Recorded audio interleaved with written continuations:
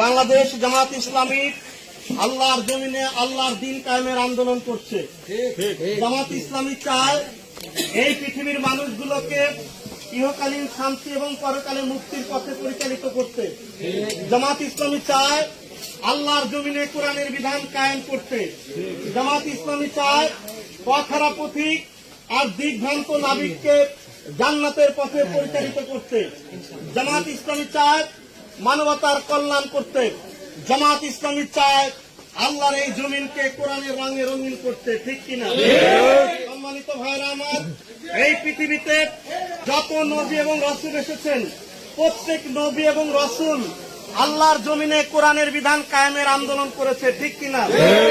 যারা নামাজ পড়ে না, যারা রোজা রাখে না, যারা ইসলাম পালন করে না, যারা কোরআনের পথে চলে না, যারা জাহান্নামের দিকে ধাবিত হচ্ছে, এই পথ ভোলা মানুষগুলোকে, দিকহারা নাবিকগুলোকে অন্ধকারের পথ থেকে আলোর পথে নিয়ে আসার জন্য যুগে যুগে আল্লাহ আসমানি কিতাব দিয়ে বিভিন্ন জাতির কাছে, কওমের কাছে, গোত্রের কাছে, সম্প্রদায়ের কাছে বিভিন্ন নবী এবং রাসূল পাঠিয়েছে। ঠিক কিনা?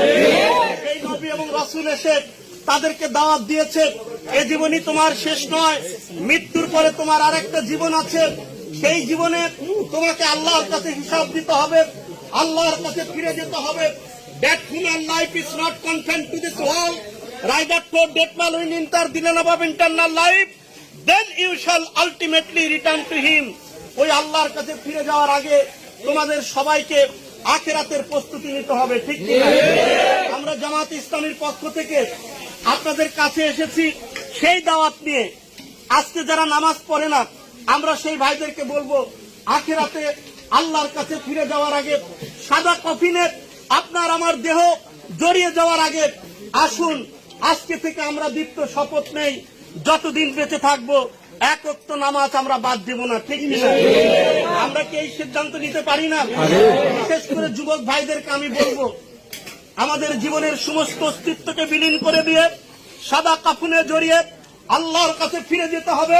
সেই আল্লাহর কাছে ফিরে যাওয়ার আগে আমি যুবক ভাই সহ যারা এখনো 5 ওয়াক্ত নামাজ পড়ি না, সকলের পায়ে হাত রেখে আমি আপনাদের সন্তান হিসেবে, এই উপজেলার সাবেক চেয়ারম্যান হিসেবে আমি আপনাদের পায়ে হাত রেখে অনুরোধ করব, আজকে থেকে আমরা 5 ওয়াক্ত নামাজ পড়ব ইনশাআল্লাহ।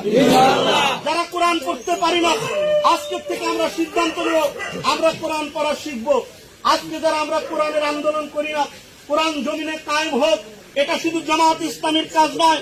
জামাত ইসলামী শুধু রাজনীতি করে না, জামাত ইসলামী বিশ্বাস করে deal of Allah is the guarantee for prosperity human life.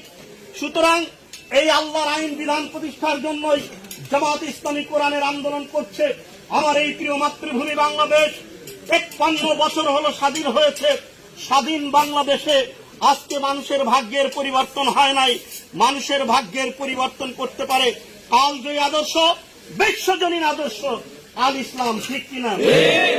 ইসলামের ভিত্তিতে ব্যক্তি, পরিবার, সমাজ এবং রাষ্ট্র পরিচালিত হতে হবে।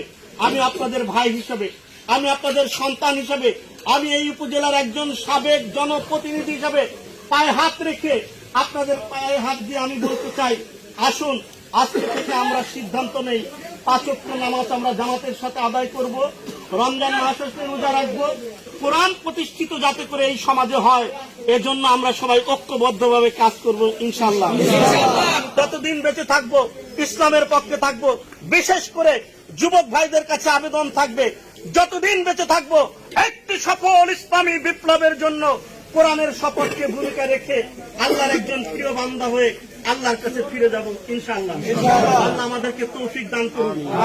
ভাইরা আমার, আল্লাহর জমিনে কোরআনের বিধান কায়েম হলে মানুষ ঘরের দরজা খুলে ঘুমাতে পারবে, একজন চোর তার ঘরের ভিতরে ঢুকবে না। কোরআনের বিধান যদি কায়েম হয়, আমার মা, আমার বোন রাতের আধারে একা পথ চলবে, কেউ তাদেরকে ইফতিজিং করার সাহস পাবে না। সুতরাং সেই কোরআনের সমাজ কায়েম হোক, এটাকে আমরা সবাই চাই। কারা কারা চাই একটু হাত তুলে দেখান। আলহামদুলিল্লাহ, আল্লাহ সবার হাত কবুল করুন। আপনারা আমাদের দাঁড়িয়ে কথাগুলো শুনলেন, কাল কিয়ামতের দিন আল্লাহ আপনাদেরকে উত্তম যা খায়ের দান করুন।